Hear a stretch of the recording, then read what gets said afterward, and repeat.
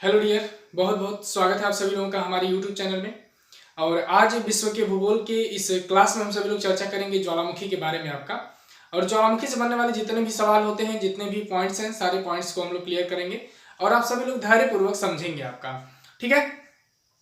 एक बात विशेष रूप से आप लोग ध्यान दें कि इससे पहले जो भूकंप की टॉपिक कंप्लीट हो चुकी है और सौर मंडल की तथा पृथ्वी की आंतरिक संरचना एवं गतियों की जो टॉपिक कंप्लीट हुई है आपका, उसे आप सभी लोग जरूर देखें और आप लोग तैयार करें आपका। आइए हम लोग देखते हैं यहाँ पर।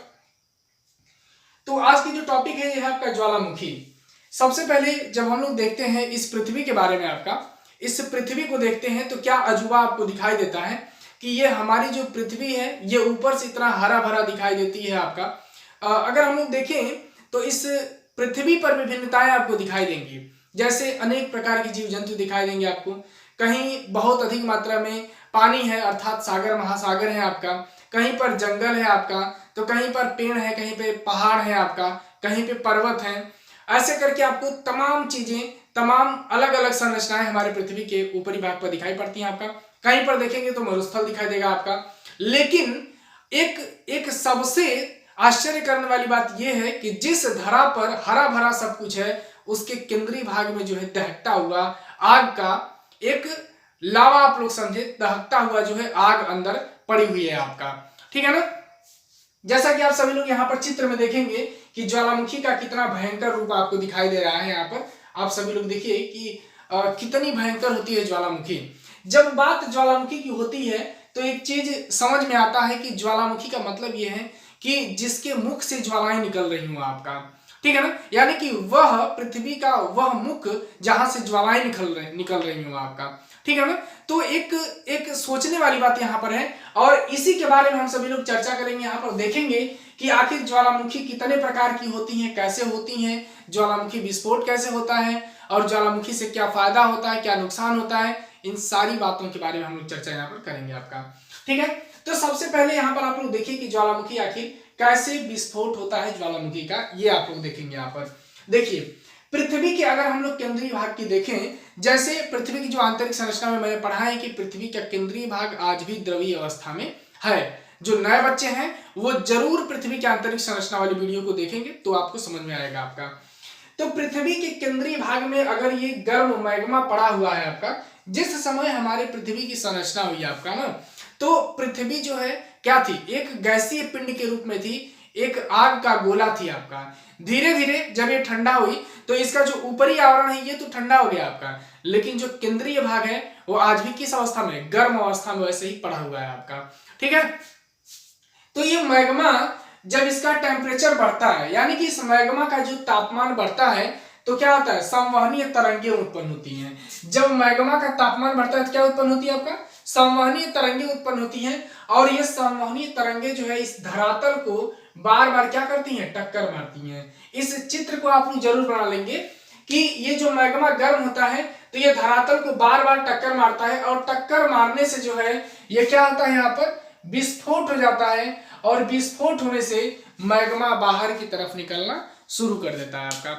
और यही मैग्मा जब लावा के रूप में बाहर निकलता है आपका, जो ये ज्वालामुखी लावा है जब बाहर निकलता है आपका, तो इसी को हम लोग क्या कहते हैं, ज्वालामुखी कहते हैं। इसी प्रक्रिया को हम लोग क्या कहते हैं, ज्वालामुखी कहते हैं। तो यहाँ पर परिभाषा क्या बनेगी आपका कि आंतरिक बल के कारण, यानी कि पृथ्वी के अंदर हम लोग देखेंगे तो आंतरिक बलों के कारण मैग्मा तथा विखंडित पदार्थों का धरातल पर निकलने की जो प्रक्रिया होती है उसे क्या कहते हैं, ज्वालामुखी कहा जाता है आपका।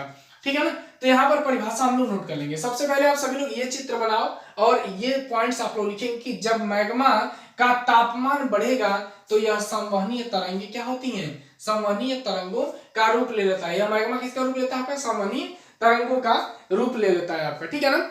अब हम लोग लिख लेते हैं ज्वालामुखी की परिभाषा, यहाँ पर नोट करेंगे आप सभी लोग ज्वालामुखी की परिभाषा। यहाँ पर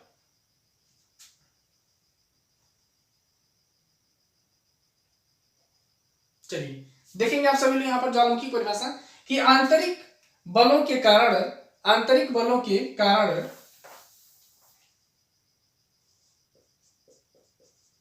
आंतरिक बलों के कारण, आंतरिक बलों के कारण मैग्मा तथा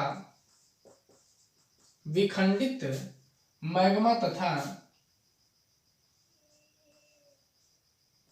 विखंडित पदार्थों का मैग्मा तथा विखंडित पदार्थों का दरार, मैग्मा या विखंडित पदार्थों का दरार तथा छिद्र के माध्यम से बाहर निकलने की प्रक्रिया ज्वालामुखी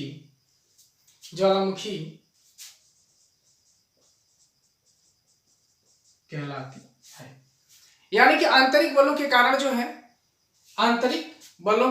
है, मैग्मा तथा विखंडित पदार्थों का दरार या छिद्र के माध्यम से धरातल पर निकलना, बाहर निकलना जो है क्या कहलाता है आपका? अचानक प्रकट होना। धरातल पर जो है अचानक प्रकट हो जाना। यहाँ पर आप लोग लिख सकते हैं, मैंने यहाँ पर लिखा छिद्र के माध्यम से बाहर निकलना या अचानक प्रकट हो जाना इस धरातल पर जो है वो क्या कहलाता है आपका? ज्वालामुखी कहलाता है। यहाँ बाहर निकलने का मतलब है अचानक प्रकट होना। अगर आप लिखेंगे तो फिर ज्यादा बेहतर रहेगा आपका, ठीक है ना? अचानक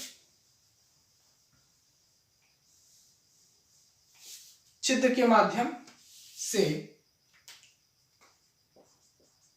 अचानक प्रकट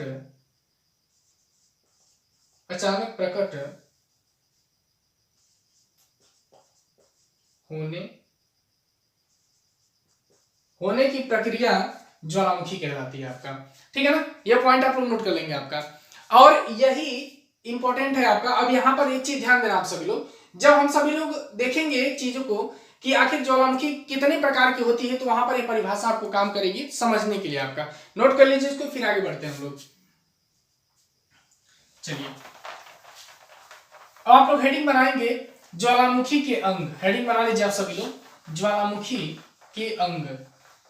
और जो नए बच्चे हैं वो चैनल को सब्सक्राइब करके बेल आइकन को प्रेस कर लें, जिससे हमारा जो अगला नोटिफिकेशन है वो उन्हें प्राप्त हो सके आपका, ठीक है?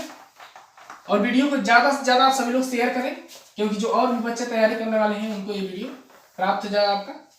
चलिए आइए हम लोग देखते हैं ज्वालामुखी के अंग। हेडिंग बनाएंगे आप सभी लोग, ज्वालामुखी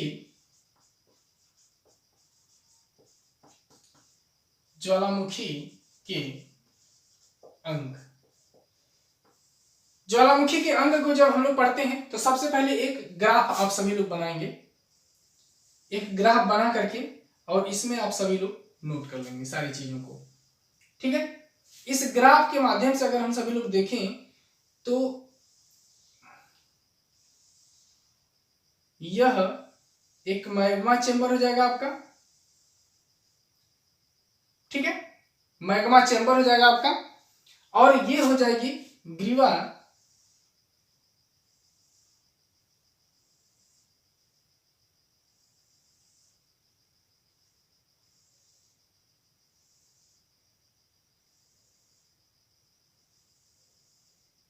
ठीक है? ये क्या है आपका? मैग्मा चेंबर, मैग्मा चेंबर हो जाएगा। और ये हो जाएगा आपका ज्वालामुखी मुख, या इसको क्या बोलते हैं? क्रेटर बोलते हैं आपका। ये क्या हो जाएगा आपका? मैग्मा नलिका हो जाएगी। और ये हो जाएगा आपका ज्वालामुखी शंकु, ज्वालामुखी शंकु हो जाएगा आपका, ठीक है? ज्वालामुखी शंकु। और ये हो जाएगा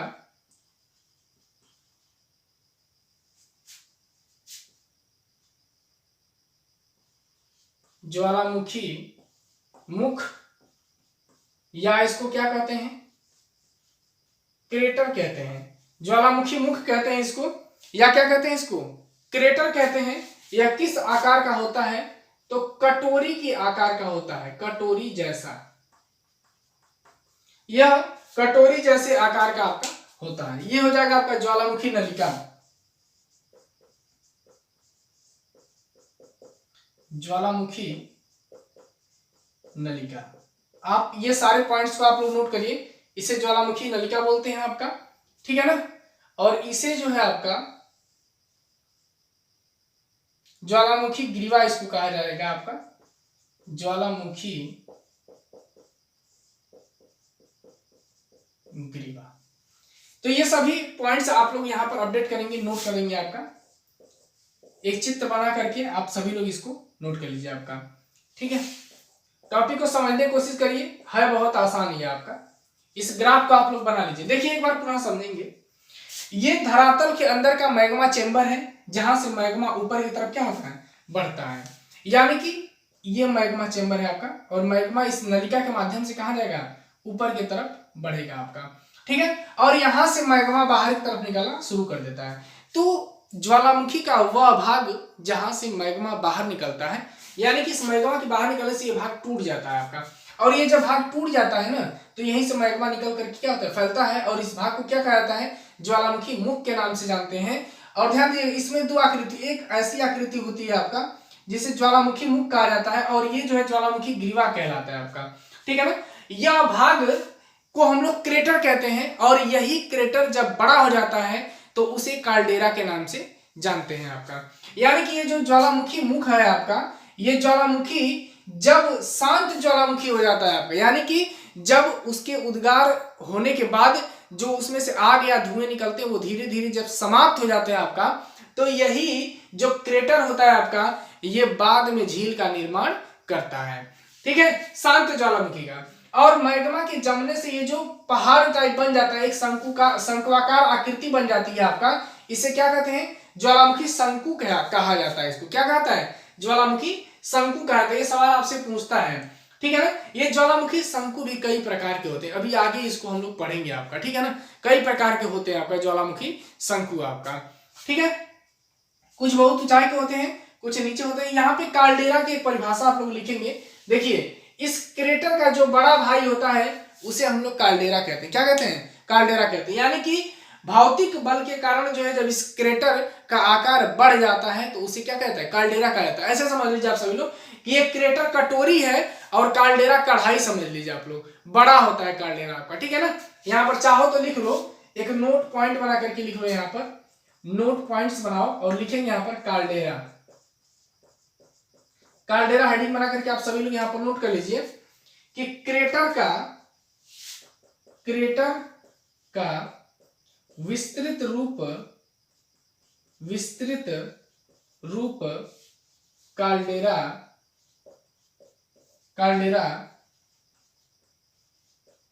कहलाता है। यानी कि क्रेटर का विस्तृत रूप जो है वो क्या कहलाता है, काल्डेरा कहलाता है। और यही काल्डेरा जो है वो झीलों का क्या करता है, निर्माण करता है। इस ग्राफ को आप सभी लोग बनाइए और इस पॉइंट्स को आप लोग नोट करिए, फिर आगे हम लोग बढ़ेंगे आपका।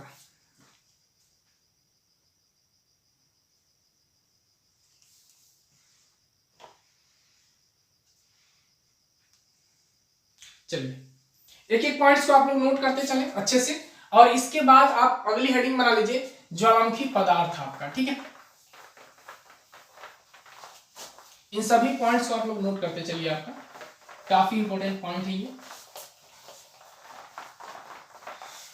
बच्चों कमेंट जरूर करके आप लोग बताएंगे कि ये क्लास आपको कैसी लगती है, और वीडियो पसंद आए तो आप लाइक जरूर करें आपका, ठीक है। एक एक पॉइंट को समझिए आप लोग। अब हेडिंग बनाएंगे आप लोग ज्वालामुखी पदार्थ।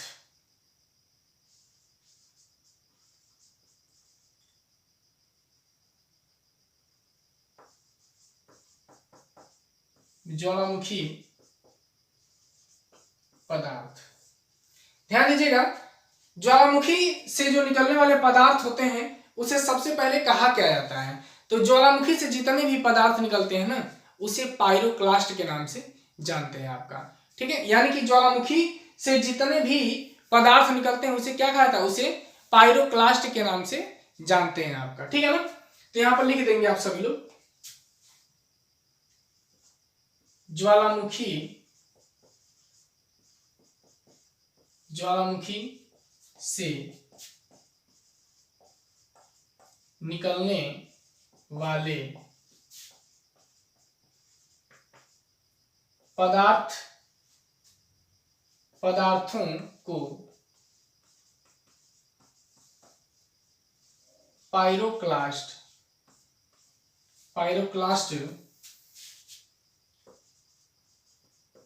कहा जाता है। यानी कि ज्वालामुखी से निकलने वाले पदार्थों को क्या कहा जाता है आपका, तो उसे पाइरोक्लास्ट के नाम से हम सभी लोग जानते हैं। यानी कि ज्वालामुखी से निकलने वाले पदार्थों को जो है वो पाइरोक्लास्ट के नाम से जानते हैं। अब एक चीज ध्यान दीजिए कि ज्वालामुखी से जो पदार्थ निकलते हैं वो कितने रूपों में निकलते हैं आपका, ठीक है, ये सबसे समझने वाली बात है आपका। तो एक बात ध्यान दीजिए आप लोग, ज्वालामुखी पदार्थ,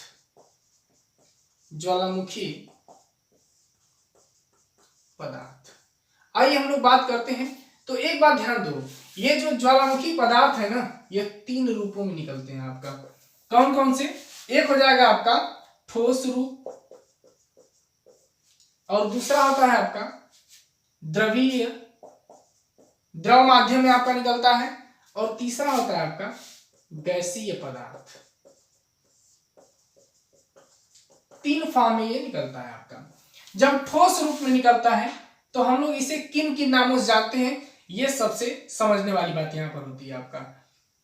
जब ठोस निकलता है ना तो ज्वालामुखी बॉम्ब कहा जाता है, जो पहला भाग होता है उसे क्या कहते हैं, ज्वालामुखी बॉम्ब कहा जाता है। और ये ज्वालामुखी बॉम्ब की अगर बात करें तो किसी ज्वालामुखी बॉम्ब कहा जाता है, तो ज्वालामुखी उद्गार के समय जो सबसे बड़ा टुकड़ा होता है उसी को ज्वालामुखी बॉम्ब कहा जाता है आपका। तो यहां पर ब्रैकेट में आप लोग लिख देंगे आपका सबसे बड़ा टुकड़ा, सबसे बड़ा टुकड़ा। यानी कि ज्वालामुखी उद्गार के समय जो सबसे बड़ा टुकड़ा होता है उसे क्या कहते हैं, उसे ज्वालामुखी बॉम्ब कहा जाता है। और ये सवाल जब पूछता है ना तो पूछता है किस आकार के सबसे बड़ा टुकड़ा हो, कामा दे करके लिख देंगे आप सभी लोग कि फुटबॉल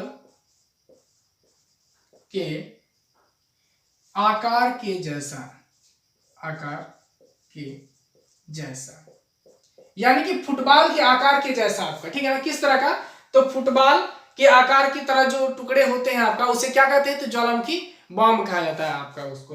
नेक्स्ट अगले पॉइंट्स को हम लोग देखेंगे, ध्यान दीजिएगा। अगला होता है आपका लैपिली। अब लैपिली के बारे में ये पूछता है कि किस प्रकार का टुकड़ा जो है वो लैपिली कहलाता है आपका। तो लैपिली जो अखरोट के समान होते हैं, छोटे छोटे जो टुकड़े होते हैं आपका ना, जो छोटे छोटे टुकड़े होते हैं, छोटे छोटे आकार के जो टुकड़े होते हैं उसे क्या कहता है, लैपिली कहा जाता है। अखरोट के समान वाले टुकड़े, यहां पर नोट करेंगे, छोटे छोटे आकार के टुकड़े, आकार के टुकड़े, यानी कि जो छोटे आकार के टुकड़े होते हैं, ब्रैकेट में आप यहां पर लिख देंगे आपका अखरोट के समान। अखरोट के समान के जो टुकड़े होते हैं उसे क्या कहता है, लैपिली कहा जाता है। क्या कहते हैं इसको, लैपिली कहते हैं आपका, ठीक है ना। इसके बाद होता है आपका स्कोरिया। लैपिली के बाद क्या होता है, स्कोरिया होता है। इतना आप नोट करिए 2 पॉइंट्स को, फिर आगे हम लिखवा देते हैं। यानी कि कौन कौन सा हो गया आपका, ये ज्वालामुखी बॉम्ब हो गया आपका और लैपिली हो गया। 2 को नोट कर लीजिए आप सभी लोग। ये ठोस वाले में आप लोग लिखेंगे, इस ठोस वाले पार्ट में इसको लिखना है आपका, ठीक है ना। इसके बाद आप हेडिंग बनाएंगे स्कोरिया, इसी में लिखेंगे, ठोस वाले में ही लिखेंगे आप सभी लोग, स्कोरिया को लिख लेंगे। जो चने और मटर के आकार के होते हैं, स्कोरिया, स्कोरिया, ये किस प्रकार के टुकड़े होते हैं ये सवाल पूछ लेता है। तो चने के आकार के जो टुकड़े होते हैं उसे क्या कहता है, उसे स्कोरिया कहा जाता है। क्या कहते हैं इसको, स्कोरिया। तो यहां पर लिखेंगे चने के आकार के टुकड़े, यानी कि जो चने के आकार के टुकड़े होते हैं उसे क्या कहता है, स्कोरिया कहा जाता है आपका। और इसमें से राख जो निकलती है उसे क्या कहते हैं, टफ कहते हैं। कौन सा पदार्थ है कौन निकलता है, राख निकलती है। राख को क्या कहता है, टफ कहा जाता है आपका। और सिंडर जो है वो राख से बने शंकु को जो है सिंडर कहा जाता है। एक बात ये भी पूछ लेता है आपका, तो यहां पर नोट करेंगे सिंडर, और यहां पर लिख देंगे आप सभी लोग कि राख से बना शंकु, राख से बना शंकु, यानी कि राख से बने शंकु को हम लोग क्या कहते हैं, सिंडर कहा जाता है आपका। क्या कहा जाता है, सिंडर कहा जाता है। अरे सॉरी, राख से बने शंकु को जो है सिंडर कहा जाता है आपका, सही है आपका, राख से बने शंकु को सिंडर कहा जाता है, ये बात ध्यान रखिए। और अगर ज्वालामुखी उद्गार से सबसे अधिक मात्रा में जलवाष्प की अगर हम लोग बात करते हैं तो जलवाष्प सबसे अधिक मात्रा में निकलने वाली गैस होती है आपका, ठीक है ना। इसको नोट करिए, फिर द्रव को लिख लेंगे आप सभी लोग। चलिए इसको मिटा देते हैं। अब हम लोग देखते हैं द्रव को, कि जो द्रवीय पदार्थ निकलता है उसे क्या कहते हैं। अब ध्यान दीजिए, ये जो द्रवीय पदार्थ निकलता है पृथ्वी के अंदर से, तो जो ये जब तप्त एवं तरल अवस्था में होता है तो इसको क्या कहते हैं, इसको मैग्मा कहा जाता है। क्या कहा जाता है, मैग्मा। जो द्रवीय पदार्थ निकलता है उसे क्या कहते हैं, मैग्मा कहते हैं। और यही जो तप्त या तरल पदार्थ जब धरातल पर आता है तो इसको क्या कहता है, लावा कहा जाता है आपका। सबसे इंपॉर्टेंट होता है गैसीय वाला पार्ट, इसको देखते हैं हम सभी लोग। देखिए, जब हम लोग गैसीय पार्ट को देखते हैं ना, तो सबसे अधिक मात्रा की अगर हम लोग बात करेंगे कि क्या निकलेगा, तो इसमें सबसे अधिक मात्रा में जो है जलवाष्प निकलता है। क्या निकलता है, जलवाष्प निकलता है। और इसकी मात्रा को हम लोग देखते हैं, लगभग 60 से 90% की मात्रा में यह जलवाष्प निकलता है। 60 से 90% की मात्रा में क्या निकलता है, जलवाष्प निकलता है। ये पॉइंट आप लोग नोट कर लेंगे, बेहद इंपॉर्टेंट है आपका, कि जलवाष्प की मात्रा कितनी होती है, तो 60 से 90% के आसपास होती है जलवाष्प आपका। इसके बाद हाइड्रोजन सल्फाइड होता है आपका, हाइड्रोजन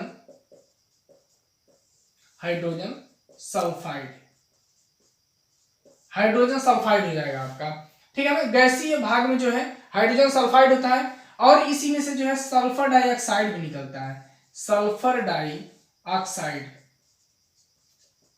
डाइऑक्साइड भी इसमें से निकलता है आपका। यानी कि ज्वालामुखी उद्गार में सबसे ज्यादा मात्रा में क्या निकलता है, ये सवाल पूछेगा तो क्या बताएंगे, जलवाष्प बताएंगे आप सभी लोग। कितना, तो 60 से 90% है। इसके बाद आपका हाइड्रोजन सल्फाइड होता है। इसके बाद होता है क्या, सल्फर डाइऑक्साइड होता है। फिर इसी में से जो है CO2 भी निकलता है आपका, और इसी में से जो है HCl भी निकलता है आपका। ये तमाम अमोनिया क्लोराइड भी इसी में से निकलता है, अमोनियम क्लोराइड। तो पहले इतना नोट कर लीजिए, नहीं तो इधर आप लोग लिखना चाहेंगे तो लिख लें, अमोनियम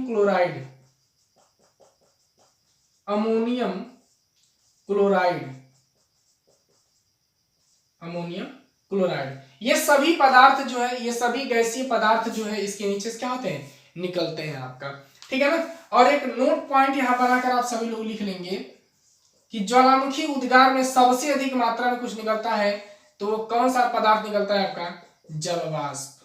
कौन सी गैस निकलती है, जलवाष्प निकलती है आपका, सबसे अधिक मात्रा में जलवाष्प निकलती है आपका, ठीक है ना।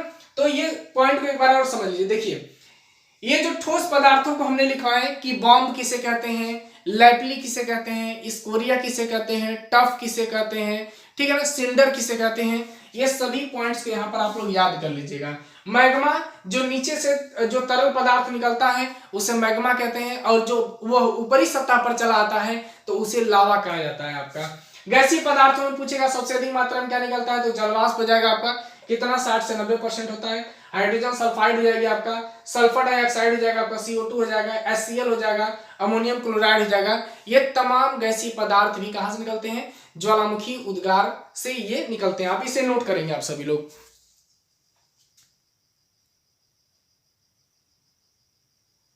ठीक है, इन सभी पॉइंट्स को नोट कर लीजिए। अगर यह HCl दिखाई न दे रहा हो तो आप इस HCl को यहां भी लिख सकते हैं, HCl यहां भी लिख दीजिएगा आप सभी लोग, HCl। ये बहुत ही विषैली गैसें जो होती हैं, ये ज्वालामुखी उद्गार से जो है बाहर की तरफ निकलती हैं। अब एक बात ध्यान दो कि जहां पर ये ज्वालामुखी उद्गार होता है, एक चीज देखिए कि जब ज्वालामुखी विस्फोट होना रहता है तो क्या होता है, ये आंतरिक बल के कारण ऐसा होता है। और ज्वालामुखी उद्गार के समय जो है पहले हमारे वायुमंडल का टेम्परेचर बढ़ने लगता है, और बढ़ेगा घटेगा टेम्परेचर, और जब विस्फोट होना होता है तो हमारे वायुमंडल का टेम्परेचर जो होता है बहुत ही अधिक हो जाता है आपका। ये ज्वालामुखी को आप लोग ऐसा नहीं सोचेंगे कि बस एक छोटा सा भाग से विस्फोट हुआ, ज्वालामुखी उद्गार हो गया, नहीं, ये कई प्रकार के होते हैं आपका। ऐसे भी ज्वालामुखी होते हैं जिन ज्वालामुखी का उद्गार का जो मैग्मा होता है, जिन ज्वालामुखी का मैग्मा मोटा होता है आपका, वो बहुत बड़े धमाके के साथ में तोड़ करके बाहर निकलता है आपका। जिनका पतला मैग्मा होता है वो थोड़ा कम छोटा धमाका करता है आपका, लेकिन फिर भी ये ज्वालामुखी उद्गार बहुत बड़ा होता है। जहां पर ज्वालामुखी उद्गार होगा ना, वहां से पूरा बस्तियां खत्म हो जाती है, वो शहर खत्म हो जाता है आपका। ठीक है, तो ऐसा ना सोचेंगे आप सभी लोग कि ये छोटा कोई ऐसा भाग होता है आपका। ठीक है ना, ये सभी पॉइंट्स आप लोग अपडेट करेंगे, नोट कर लीजिए आप सभी लोग। ठीक है, अब एक बात ध्यान दीजिए आप सभी लोग, इसके बाद जो अगली वीडियो बनेगी आपका ज्वालामुखी से, उसमें हम सभी लोग बात करेंगे ज्वालामुखी के प्रकार, यानी कि ज्वालामुखी कितनी प्रकार की होती है। मैं यही बता दे रहा हूं आपको थोड़ी सी। देखिए, ज्वालामुखी जो होती है वो 3 प्रकार की होती है। एक होती है सक्रिय ज्वालामुखी होगी आपका, एक होती है सुसुप्त ज्वालामुखी, और एक होती है आपका शांत ज्वालामुखी आपका। ठीक है ना, सक्रिय में जिसमें से निरंतर मैग्मा निकलता रहता है आपका, सुसुप्त में जिसमें आप पूरी तरह से निगलेक्ट नहीं कर सकते हैं कि इसमें से उद्गार नहीं होगा आपका, कभी भी उद्गार उसमें हो सकता है। शांत में जिसमें उद्गार होने की कोई संभावना नहीं होती है आपका।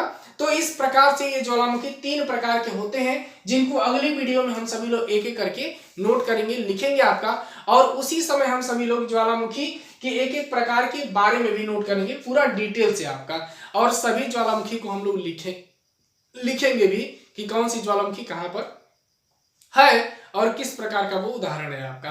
ठीक है, तो ये वीडियो काफी लंबी हो जाएगी, इसलिए इस वीडियो में हम लोग यहीं तक रखते हैं। अगली वीडियो काफी इंपॉर्टेंट है, क्योंकि वहां पर जानना है कि ज्वालामुखी कितने प्रकार की है, और कई इंपॉर्टेंट ज्वालामुखी के नाम को भी उस वीडियो में हम सभी लोग लिखेंगे और याद करेंगे आपका। ठीक है, तो अब आज के लिए बस इतना ही आपका। फिर अगली वीडियो में आप सभी लोगों से मिलेंगे नेक्स्ट कुछ अलग अलग अच्छे अच्छे पॉइंट्स के साथ। तब तक के लिए बहुत बहुत धन्यवाद आपका।